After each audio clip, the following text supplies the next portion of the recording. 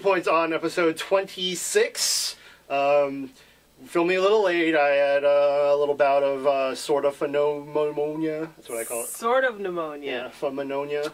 Yeah. So a lot to catch up on. It was pneumonia, right? You didn't get the swine flu? No swine flu. Okay. Didn't get the pig flu. Yet. Just checking. Yeah. Not that it's funny. It's a little bit funny. Okay. So a lot to catch up on. Stephanie and I decided, instead of beating on heroes and Lost every week, sort of, beating a dead horse. It is fun. And check the blog later tonight. I'm going to have something extra fun on there. Yeah. What we decided to do is pick one show a week that we both, that we each decide is the best of the week, and that's what we're going to talk about. So since we were gone for 2 weeks, we took a little spring break vacation. The first show of the week we actually agreed upon. Right. Dollhouse. Good over spring break. Spectacular. And was good again last Friday, too. So. Which should probably, it's going to be a contender for next episode. Right, exactly. The episode we're referring to is the one where there's a traitor in the dollhouse, and they have to figure out who the traitor is. So they imprint one of the active, Sierra, to be this sort of, spy hunter. It's very Jennifer Garner, Alien-esque. It was awesome. And then they imprint Echo to interview the various people who work in the dollhouse. And surprise, surprise, the traitor turned out to be... I forget his name. Dominic. Mr. Dominic. Yeah, Mr. Dominic, who turned out to be an NSA operative who was trying to find out about the dollhouse. Well, he actually knew, apparently what he did, he knew about the dollhouse, and he was keeping it he said he was keeping it running. Right. That's why he was trying to kill Echo all those times. So that means the real spy that's helping Ballard out is still... We still don't know in play. Because Ballard is getting sent information through November, his girlfriend who lives across the hall.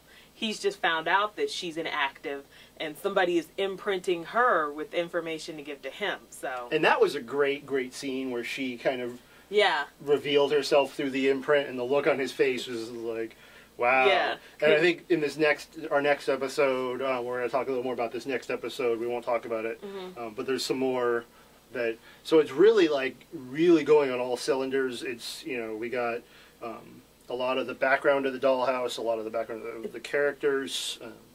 Joss Whedon really knows how to tell a story, because he gives you these little breadcrumbs where he gives you just enough bombshells to keep you interested and moving, but he doesn't unravel everything all at once. Yeah. The next new episode this Friday, Alan Tudyk's finally going to show up, and we are apparently finally going to find out who Alpha is. So. Yes. So the last week, so we had 2 weeks. Yeah. The second week, we disagreed. We didn't disagree. I just didn't watch hers. Yeah. And she didn't watch mine. Yeah, so I thought that Fringe was the best episode, the best TV hour of this last week. It was written by Akiva Goldsman. Yeah. And directed by him, too. Wow. Oscar winner. Big names. He wrote one of my favorite movies, Time to Kill. He also wrote one of my worst movies, Batman and Robin. So I was kind of leery, and I thought, with an outsider, writing and directing, is this going to be sort of like a standalone episode where it doesn't really follow? Sure. And no, this delved into the backstory of Fringe, and we actually got our first listen of William Bell, who Leonard Nimoy is going to be playing. We actually found out that Walter knew Olivia. So Walter, the crazy guy, actually knew Olivia as a child and has not said anything. So great. He had the characters down perfect. So you could tell he actually watched a lot of episodes. He read a lot of the scripts. So I'm really happy with an outsider that can come in. And especially I'll say good, because he did write Batman and Robin. That always knocks you down a grade. Can't hold that against him. That always knocks you down a grade. But he won an Oscar. I think, A Beautiful Mind he won the Oscar for. Sure.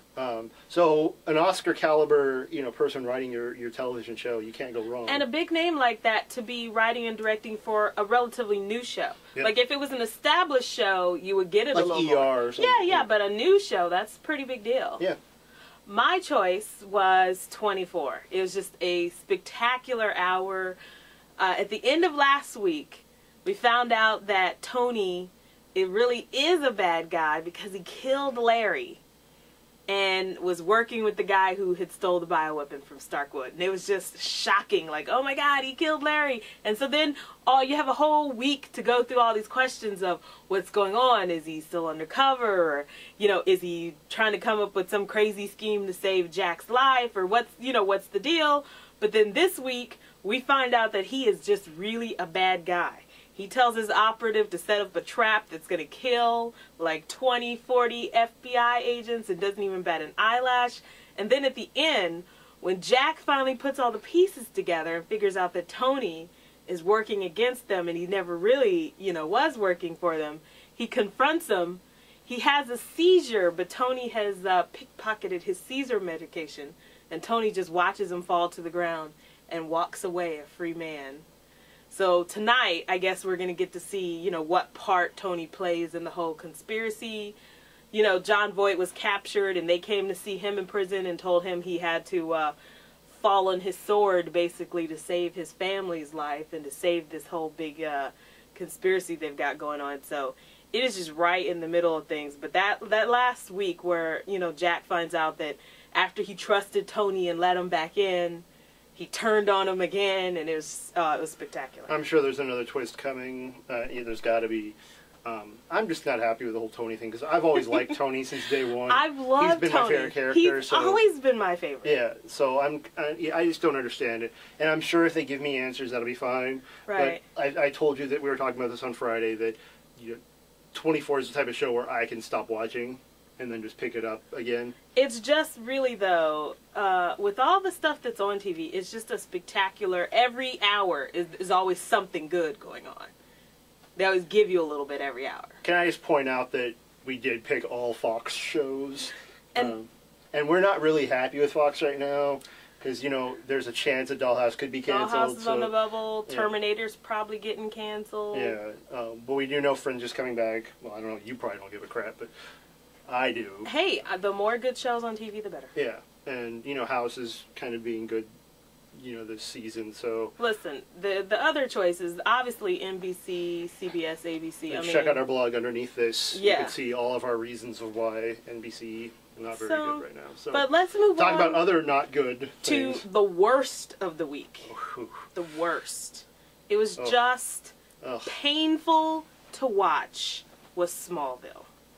After a really long hiatus, and, you know, the hiatuses on the CW kind of drive me crazy because they do it with all their shows where they'll give you, like, 2 episodes, and they'll take, like, 3 weeks off.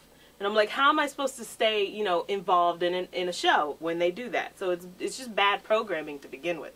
But Smallville comes back after a long hiatus, and it's just this cockamamie story where Lois wants to, you know, find the red-blue blur, who, of course, is Clark. But she can't, so she invents a new superhero, Stiletto, to get herself back on the front page. She, of course, is Stiletto, so she's out there pretending to be a superhero. The worst journalist in the world. Oh, my God. It was just awful, and Jimmy's a drug addict, and Chloe is stupidly helping out Davis, even though she knows that he's a killer and a monster and has been sent here to destroy Clark. And the Earth.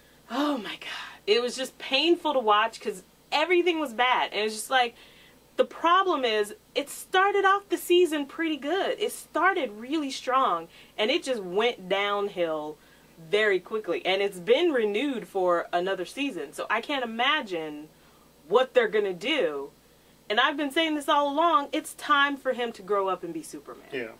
They shouldn't have a 9th season. It should be the last one. Because it's just been awful. But that's my worst of the week is Smallville. I didn't watch it because of your anti-recommendation. Yeah. So yeah. I just avoided it. I watched a little bit of it live, where I got like a phone call between Lois and Clark, and it was stupid. So I'm like, what is it? It's next week's the finale, and hopefully that, you know, mercifully it will end. So we'll see about that. Yeah.